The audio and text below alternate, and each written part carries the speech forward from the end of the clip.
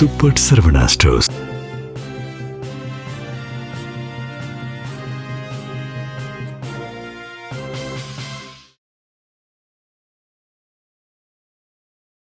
வணக்கம். இந்திய நேரப்படி மாலை 6 மணி விரைவுச் செய்திகள். அசாமை பலமுறை ஆண்ட காங்கிரஸ் கட்சி அந்த மாநிலத்தின் வளர்ச்சிக்கு எதையும் செய்யவில்லை என்று மத்திய உள்துறை அமைச்சர் அமித்ஷா குற்றம் சாட்டியுள்ளார். சில்க்சாரில் நடைபெற்ற பொதுக்கூட்டத்தில் பேசிய அமித்ஷா 50 ஆண்டுகளாக காங்கிரஸ் செய்யாததை 10 ஆண்டுகளில் பாஜக அரசு செய்துள்ளதாக கூறினார். கடந்த 5 ஆண்டுகளில் நாள்தோறும் 14 கிலோமீட்டர் என்னும் அளவில் சாலைகள் அமைக்கப்பட்டுள்ளதாக குறிப்பிட்டார். ஆயிரக்கணக்கான சிறு பாலங்களும் 4 பெரிய பாலங்களும் கட்டப்பட்டுள்ளதாகவும் அமித்ஷா கூறினார். தில்லி பாரத மண்டபத்தில் செயற்கை நுண்ணறிவின் தாக்கம் என்னும் பெயரில் மாநாடு நடைபெற்றது. அந்த மாநாடு மண்டபத்தின் முன் காங்கிரஸ் இளைஞர் அணியினர் மேல் சட்டை இல்லாமல் போராட்டத்தில் ஈடுபட்டனர். அப்போது பிரதமர் நரேந்திர மோடிக்கு எதிராக அவர்கள் முழக்கமிட்டனர். அங்கிருந்த அதிகாரிகள் அவர்களை அப்புறப்படுத்த முயன்றனர். இதையடுத்து போராட்டத்தில் ஈடுபட்ட இளைஞர்களை காவல்துறையினர் கைது செய்தனர். தஞ்சாவூர் மாவட்டம் பட்டுக்கோட்டையில் முன்னாள் முதலமைச்சர் ஜெயலலிதாவின் 78வது பிறந்த நாளையொட்டி எம்ஜிஆர் இளைஞர் அணி துணைத் தலைவர் செந்தில்குமார் தலைமையில் நலத்திட்ட உதவிகள் வழங்கும் விழா நடைபெற்றது. இதில் முன்னாள் சட்டமன்ற உறுப்பினர் சேகர் கலந்து கொண்டு தூய்மை பணியாளர்களுக்கு சேலை வழங்கினார். பின்னர் அனைவருக்கும் அன்னதானம் வழங்கப்பட்டது. திமுக கூட்டணியில் தேமுதிக இணைந்ததை அடுத்து கடலூர் மாவட்டம் வேப்பூர் கூட்டுசாலையில் தேமுதிக ஒன்றிய செயலாளர் பச்சைமுத்து தலைமையில் கூட்டணி நிர்வாகிகள் வெடிகள் வெடித்தும் பொதுமக்களுக்கு இனிப்புகள் வழங்கியும் கொண்டாடினர். இதில் திமுக ஒன்றிய நிர்வாகி செந்தில், முன்னாள் கவுன்சிலர் ஏழுமலை, தேமுதிக மாநில நிர்வாகி செந்தில்குமார் ஆகியோர் உடனிருந்தனர். செங்கல்பட்டு மாவட்டம் மதுராந்தகம் அருகே பாக்கத்தில் பாஜக ஒன்றிய தலைவர் மோகன்குமார் தலைமையில் தெருமுனை பரப்புரை கூட்டம் நடைபெற்றது. கூட்டத்தில் திமுக அரசின் மக்கள் விரோத போக்கை பொதுமக்களிடம் எடுத்து கூறி பரப்புரை செய்தனர். இதில் மாவட்ட செயலாளர் மதுர் முருகன், மாநில செயலாளர் தினகரன், மாவட்ட சிறுபான்மையினர் பிரிவு தலைவர் குமார் உள்ளிட்ட நிர்வாகிகள் கலந்து கொண்டனர். சேலம் மாவட்டம் ஓமலூரில் ஒருங்கிணைந்த குழந்தை வளர்ச்சி திட்டம் சார்பில் சமுதாய வளைகாப்பு விழா நடைபெற்றது. விழாவில் பேரூராட்சி தலைவர் செல்வராணி உள்ளிட்ட உள்ளாட்சி பிரதிநிதிகள் கலந்து கொண்டு கர்ப்பிணி பெண்களுக்கு சீர்வரிசை தட்டுகளை வழங்கினர். தொடர்ந்து வட்டார மருத்துவ அலுவலர் வினோத்குமார் கர்ப்பிணி பெண்கள் சத்தான உணவுகளை சரியான நேரத்திற்கு சாப்பிட வேண்டும் அறிவுரை வழங்கினார். பின்னர் அனைவருக்கும் அரசுவை உணவு பரிமாறப்பட்டது.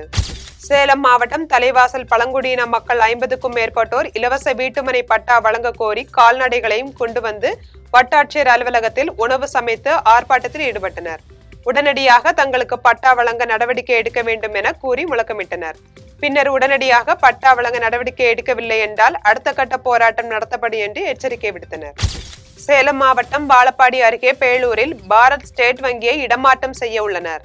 இது தொடர்பாக வங்கி வாடிக்கையாளர்கள் செய்தியாளர்களிடம் பேசினர். அப்போது வங்கியை வேறு இடத்துக்கு மாற்றக்கூடாது என்றும் அப்படி இடத்தை மாற்றினால் வங்கிக்கு வரும் வாடிக்கையாளர்களுக்கு பாதுகாப்பு இருக்காது என்றும் தெரிவித்தனர். நாங்கள் ஒரே பஸ், எங்களுக்கு அடிக்கடி பஸ் கிடையாது, டைமுக்கு தான் பஸ். இப்போ 10 மணிக்கு வந்தாலே சாயந்தரம் பஸ்ஸுக்கு தான் நாங்கள் போகிற மாதிரி இருக்கும். இதில் வேறு இடத்துக்கு மாற்றிட்டா எங்களால் ரெடி பண்ணிட்டு போக முடியாது. 2 நாள் ஆகிற மாதிரி இருக்கும். எங்களுக்கு வேறு இடம் எங்கேயும் வேண்டாம், இந்த இடத்துலேயே மாற்றி கொடுத்தா நல்லா இருக்கும் கொஞ்சம்.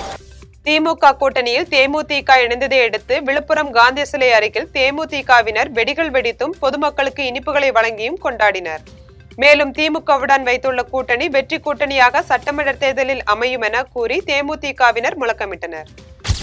தூத்துக்குடி மாவட்டம் கோவில்பட்டி அருகே இலுப்பையூரணி ஊராட்சி லீலாவதி நகரில் 2002ஆம் ஆண்டில் வழங்கப்பட்ட இலவச மீட்டுமனை பட்டாக்களை ரத்து செய்ததை கண்டித்து பொதுமக்கள் போராட்டம் நடத்தினர். வீடுகளில் ஒட்டப்பட்ட வருவாய்த்துறை நோட்டீஸை ரத்து செய்ய வேண்டும் என்றும் வீட்டுமனை பட்டாக்களை பட்டாவில் பதிவேற்றம் செய்ய வலியுறுத்தியும் அவர்கள் முழக்கமிட்டனர். திண்டுக்கல் மாவட்டம் கொடைக்கானல் பூம்பாறையை சேர்ந்த செல்வகுமார் என்ற இளைஞர் கையில் பட்டாக்கத்தியுடன் திரைப்பட பாடல் பின்னணியில் வாகனங்களில் அமர்ந்தவாறு எடுத்த காணொளி சமூக வலைதள பக்கத்தில் பதிவிட்டு வைரலானது. இதையடுத்து கொடைக்கானல் காவல் ஆய்வாளர் வசந்தகுமார் தலைமையில் செல்வகுமார் காணொளியில் பதிவு செய்த வாள், மோட்டார் சைக்கிள் உள்ளிட்ட பொருட்களை கைப்பற்றி விசாரணை மேற்கொண்டு வருகின்றனர். தென்காசி மாவட்டம் கடையநல்லூரை சேர்ந்த மாரியம்மாள் என்பவர் காவல் நிலையம் உள்ள சாலை வழியாக சென்றார். அப்போது அவரை பின்தொடர்ந்து வந்த அம்மன் ஷாலிக் என்பவன் மாரியம்மாள் அணிந்திருந்த 8 பவுன் தங்க சங்கிலியை பறிக்க முயன்றான். இதை கண்ட பொதுமக்கள் அவனை பிடித்து அடித்து காவல் நிலையத்தில் ஒப்படைத்தனர். முதற்கட்ட விசாரணையில் அவன் பொறியியல் பட்டதாரி என்பது தெரியவந்தது. காவல்துறையினர் அவன் மீது வழக்கு பதிவு செய்து சிறையில் அடைத்தனர். மலைகளின் அரசு என்று அழைக்கப்படும் நீலகிரி மாவட்டம் சுமார் 55 விழுக்காடு காடுகளை கொண்டது. இந்த ஆண்டு கடந்த 15 ஆண்டுகளில் இல்லாத அளவிற்கு உறைபனி, நீர்ப்பனி காரணமாக கடும் வறட்சி ஏற்பட்டுள்ளது. இதனால் காட்டுப்பகுதிகளில் உள்ள மரங்கள், செடி கொடிகள் அனைத்தும் கருகி வருவதால் அவை தீப்பற்றி எரியும் அபாயம் ஏற்பட்டுள்ளது. காட்டுத்தீ ஏற்படாமல் இருக்க கோடுகள் அமைப்பது உள்ளிட்ட பல்வேறு நடவடிக்கைகளில் வனத்துறையினர் ஈடுபட்டு வருகின்றனர். இதனால் அவலாஞ்சி, முக்கூர்த்தி தேசிய பூங்கா பகுதிகளில் மலையேறுபவர்களுக்கு தற்காலிகமாக தடை விதித்து வனத்துறையினர் உத்தரவிட்டுள்ளனர். கோத்தகிரி அருகே இரவின் வீட்டின் கதவுகளை உடைத்து உள்ளே நுழைய முயன்ற கரடியால் ஊர் மக்கள் அச்சமடைந்துள்ளனர். மேலும் ரேஷன் கடை, பேக்கரி உள்ளிட்ட கடைகளை உடைத்து சென்றதால் விடிய விடிய தூக்கத்தை தொலைத்த ஊர் மக்கள் கரடியை கூண்டு வைத்து பிடிக்க வேண்டும் என வனத்துறைக்கு கோரிக்கை விடுத்துள்ளனர். தென்காசி மாவட்டம் வாசுதேவநல்லூரில் திமுக அரசின் 5 ஆண்டு சாதனை விளக்க தெருமுனை பரப்புரை கூட்டம் தலைமை செயற்குழு உறுப்பினர் சீனிவாசன் தலைமையில் நடைபெற்றது. இந்த கூட்டத்தில் வடக்கு ஒன்றிய செயலாளர் முத்தையா பாண்டியன், பேரூர் செயலாளர் பாலசுப்ரமணியம், தெற்கு ஒன்றிய செயலாளர் அன்புக்கரசு, திமுக நிர்வாகிகள், பொதுமக்கள் என ஏராளமானோர் கலந்து கொண்டனர். தூத்துக்குடி மாவட்டம் கழுகுமலையில் உள்ள தினேஷ்குமார் என்பவரின் தீப்பெட்டி தொழிற்சாலையில் தீப்பெட்டி அடைக்கும் பணி நடந்து வந்தது. அப்போது தீக்குச்சிகளில் உராய்வு ஏற்பட்டு திடீரென தீப்பிடித்து பரவியது. தகவல் அறிந்து வந்த கழுகுமலை தீயணைப்பு வீரர்கள் சுமார் 1 மணி நேரம் போராடி தீயை அணைத்தனர். இந்த தீ விபத்தில் காயமடைந்த பெண்கள் சிகிச்சைக்காக கோவில்பட்டி அரசு மருத்துவமனையில் சேர்க்கப்பட்டனர். இந்த விபத்தில் 3 லட்சம் ரூபாய் மதிப்பிலான தீக்குச்சிகள் எரிந்து நாசமாயின. இது குறித்து கழுகுமலை காவல்துறையினர் விசாரணை நடத்தி வருகின்றனர். காஞ்சிபுரம் மாவட்டம் கருப்படி தட்டடையில் ஊராட்சி மன்ற கட்டிடம், நியாய விலை கடை ஆகியவற்றை நாடாளுமன்ற உறுப்பினர் செல்வம் பொதுமக்கள் பயன்பாட்டிற்காக திறந்து வைத்தார். ஊராட்சி மன்ற தலைவர் வெங்கடேசனை இருக்கையில் அமர வைத்து சால்வை அணிவித்து பணிகளை தொடக்கி வைத்தார். இந்நிகழ்ச்சியில் ஊராட்சி ஒன்றிய தலைவர் மலர்கொடி, திமுக ஒன்றிய செயலாளர் குமார், ஒன்றிய குழு உறுப்பினர் ஜெயவர்மன், பாலாஜி ஆகியோர் கலந்து கொண்டனர். கேரள மாநிலம் பாரசாலை அருகே அரசு போக்குவரத்து கழக பணிமனை மைதானத்தில் திடீரென சுழல் காற்று வீசியதுடன் மணல் தூசி குழாய் போல் சுழன்று வானை நோக்கி சென்றது. இந்த சுழல் காற்றை பார்த்த அப்பகுதி மக்கள் அதிர்ச்சி அடைந்தனர். டஸ்ட் டெவில் என அழைக்கப்படும் இந்த சுழல் காற்று வெப்பமண்டல பகுதிகளில் அவ்வப்போது ஏற்படுவது வழக்கம் என வானிலை ஆய்வாளர்கள் தெரிவிக்கின்றனர். அறுபடை வீடுகளில் 3ஆம் படை வீடான பழனி முருகன் கோவிலுக்கு நாள்தோறும் ஆயிரக்கணக்கான பக்தர்கள் வந்து தரிசனம் செய்கின்றனர். அதே போன்று பிரபல தெலுங்கு நடிகரான நிகில் சித்தார்த் தான் நடித்த சுயம்பு திரைப்படம் வெற்றி பெற வேண்டி தனது குடும்பத்துடன் பழனி முருகன் கோயிலில் சுவாமி தரிசனம் செய்தார். தூத்துக்குடி மாவட்டம் எட்டயபுரம் வட்டம் கைலாசபுரத்தில் மக்காச்சோளம் அறுவடை செய்த லட்சுமி மூர்த்தி ஆகியோரை காட்டு பன்றிகள் தாக்கியதில் அவர்கள் பலத்த காயமடைந்தனர்.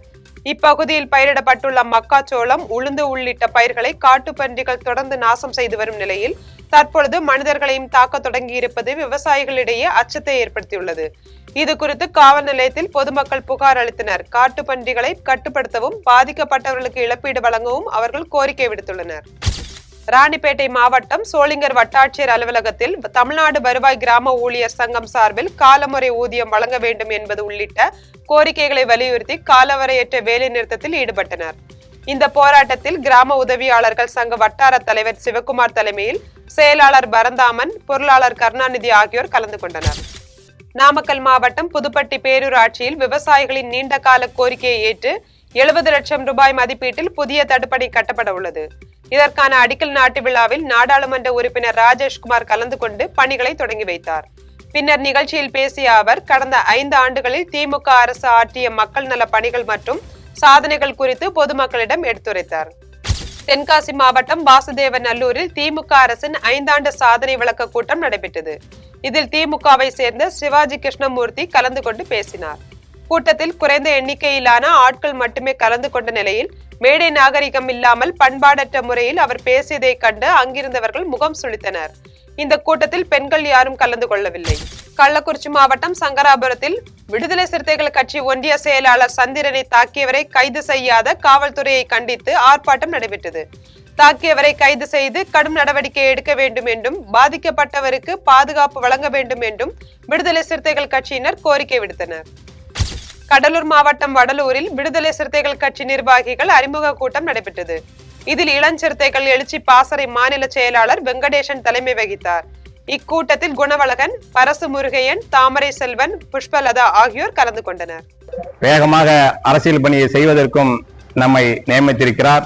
நாம் அனைவரும் விடுதலை சிறுத்தைகள் இயக்கம் இணையாக இளைஞரணியும் 2 தண்டவளமாக ஒத்துழைப்போடு நாம் இந்த கட்சி பணியை மிக சிறப்பாக நாங்கள் செய்வோம் என்று இங்கு இருக்கக்கூடிய மாவட்ட செயலாளர்கள் தலைமையிலே நாங்கள் தீர்மானத்தை உறுதிமொழி ஏற்றுள்ளோம்.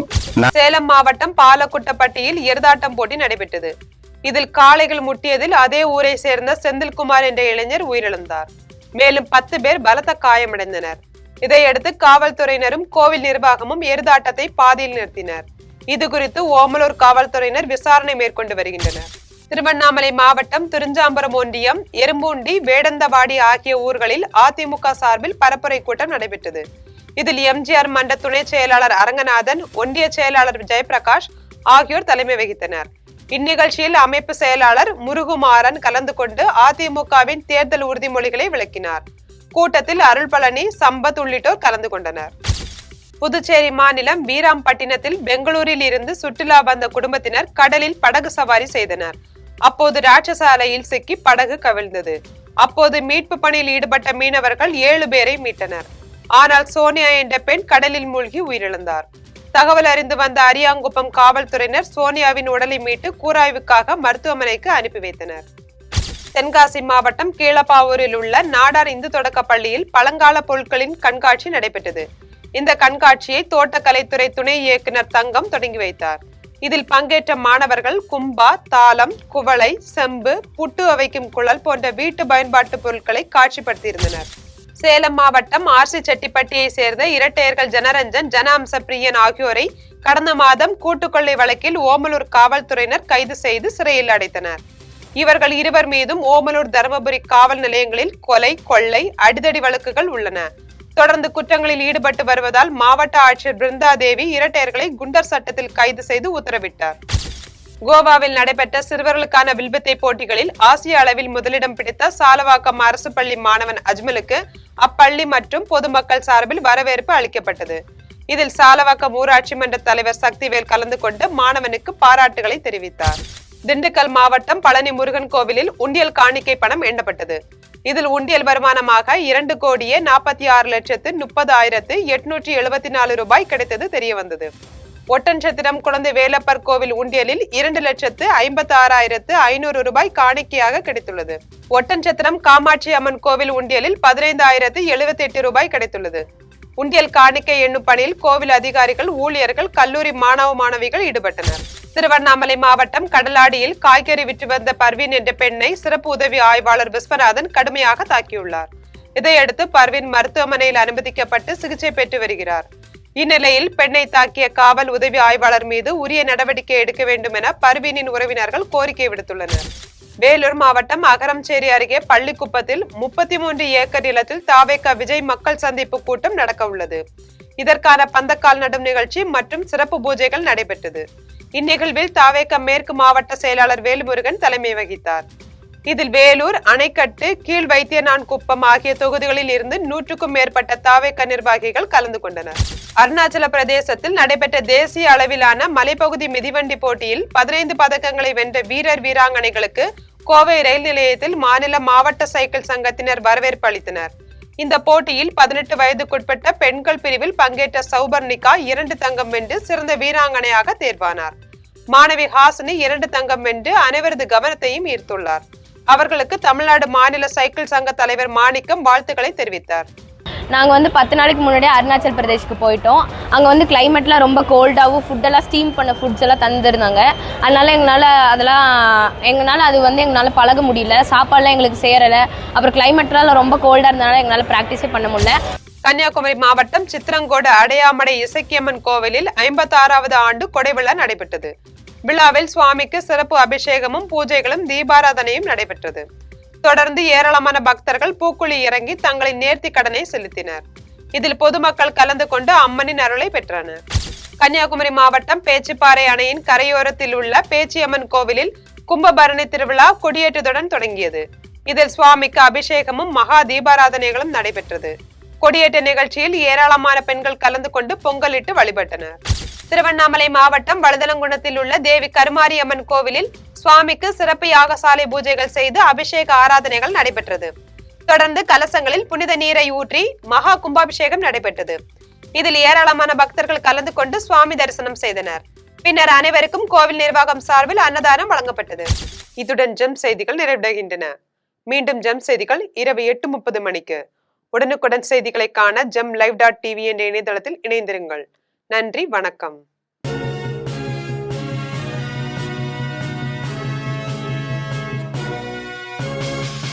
உடனுக்குடன் அப்டேட் தெரிந்து கொள்ள ஜெம் டிவி தமிழ் ஆப்பை இன்ஸ்டால் செய்யவும். அன்பை கொடுங்கள், ஆடை கொடுங்கள், ரமலான் பெருநாள். Super Saravana stores.